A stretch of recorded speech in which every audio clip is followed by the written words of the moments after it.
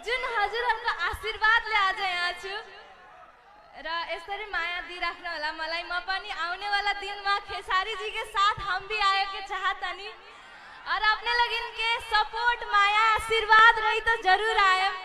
और खेसारी जी अपने से भी पूछा था का हमरा भी सपोर्ट मिली अपने। इसके साथ क्या करूं बताओ तुम लोग? एक अच्छा सा गाना कर दूं कि इसके साथ एक सिनेमा करो? सिनेमा चलो मैं वादा करके जाता हूं कि 5 से 6 महीने में ये मेरी हीरोइन होगी। मेरे लिए नेपाल मेरा अपना है और मेरे लिए दीवानगी बहुत लोगों की है।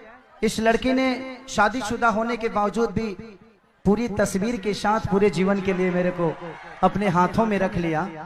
ये दीवानगी बहुत कम ऐसे लोगों में होती है। और thank you so much Saumya.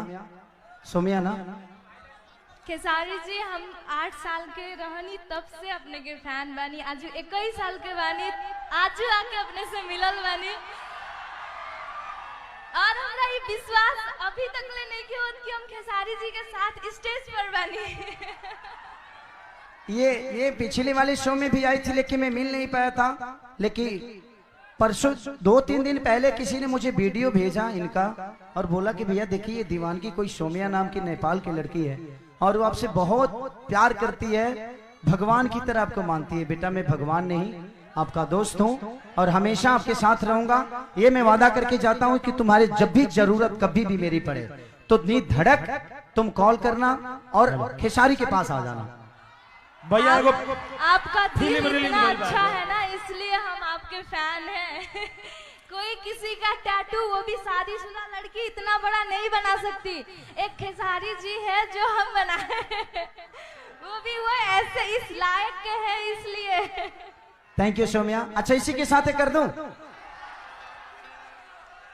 भैया एगो फिल्म रिलीज भइल बा ने, एगो फिल्म रिलीज भइल बा।